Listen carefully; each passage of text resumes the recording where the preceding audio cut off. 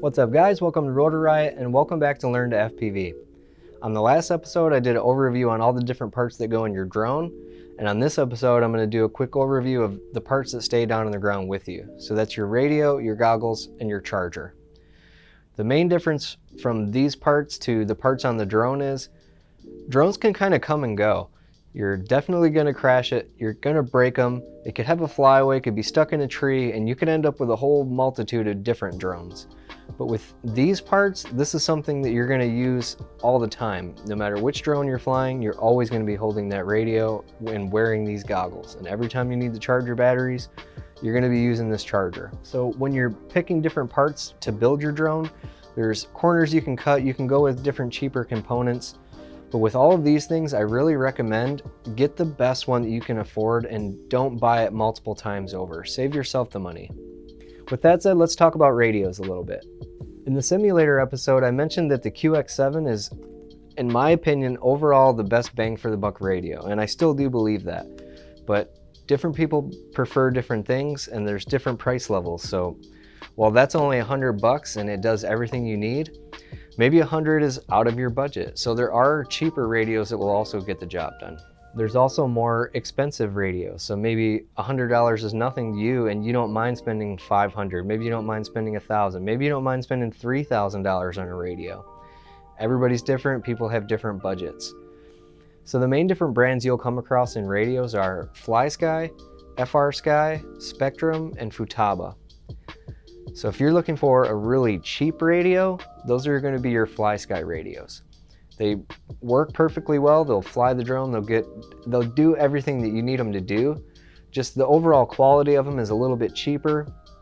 I don't think there's as many good options for receivers as you're going to see in FrSky.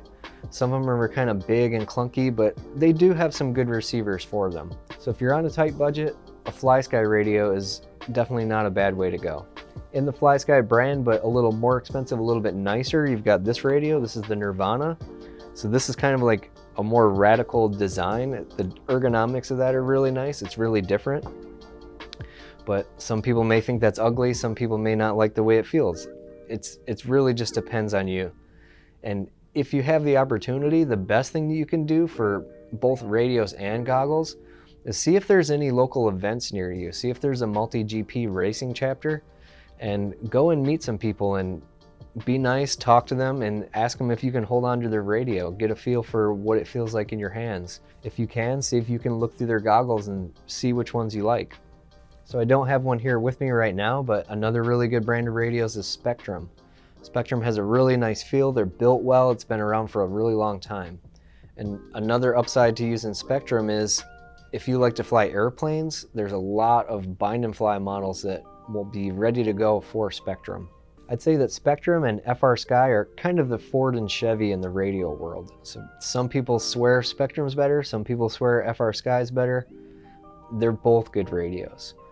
In traveling around and meeting different people, I've found that there's sort of like pockets. Some towns I've gone to, every guy there is using a Spectrum radio. Other places, pretty much everybody's got the QX7. It really just depends, and it's probably not a bad idea if you are flying with a group of other guys. Use similar gear to what they have. That way if you have problems, they have experience and they can help you out. So Spectrum has a wide range of radios. Some are going to be cheaper, less functionality, but a lot more affordable. Some have a lot more features and they're more expensive. And while we're talking about high-end radios, you also have Futaba. So Futaba's been around a really long time. They make really high quality products, but they're a lot more expensive. Whereas this radio is $100, I think I paid about $500 for this one. And they have radios that go up to like $3,000.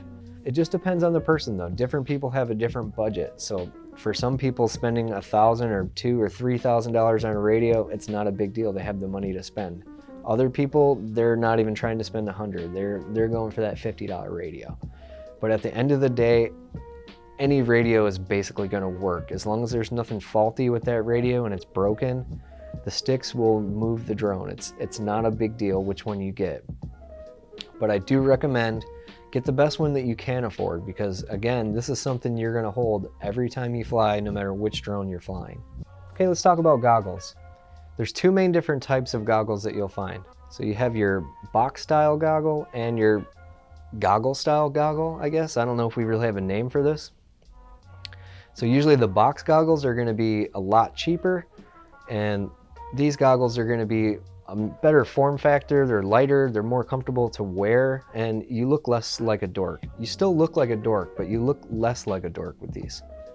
So besides form factor, the other main difference between the two is a box goggle is just going to have one screen inside of it, whereas these style goggles have an individual screen for each eye.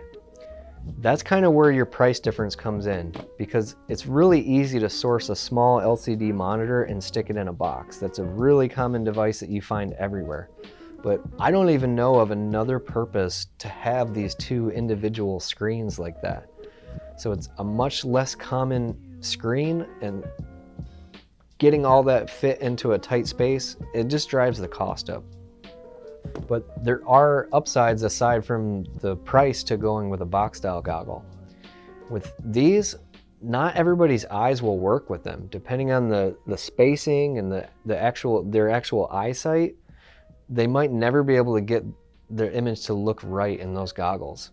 So having that single screen on the box style goggles is going to be a little more forgiving for different people's eyes.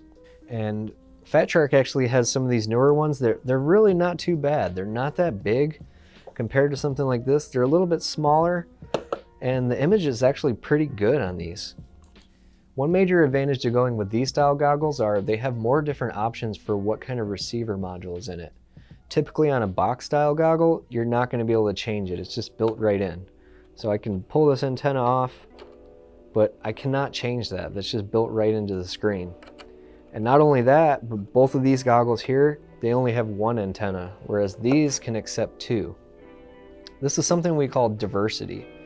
What diversity is essentially that receiver module has two receivers in it. So there's different ways that can be used. One way is you can have different types of antennas on it. So some antennas are called omnidirectional. So you can think of it as working like in a globe. So no matter which direction you go, you're going to have equal range in that direction. Other antennas are directional. So if I were to go this way, I'm not going to get a whole lot of range. But if I go this way within the beam of that antenna, I can go a lot further than what an omnidirectional antenna will give me. There are some box goggles that have diversity receivers, but typically the performance you get out of the ones that you can stick into this type of goggle are going to be a little better. So how that diversity module works in that situation is, depending on which antenna is getting the stronger signal, the module will automatically switch back and forth between those two receivers. Some of the newer modules, like the one I have, they actually have a different way of using those two receivers. Instead of jumping back and forth from one to the other, it actually takes kind of the best of both signals and then interlaces them together. So that's going to overall give you probably the best image you can get. So just like the radio, it's going to be a smart move to go ahead and just get the best goggles that you can afford, because this is something you're using every single time you fly, and it can be frustrating if you're not getting a good signal from your quad. If you can't see well, you can't fly FPV well. Okay, let's talk a little bit about chargers.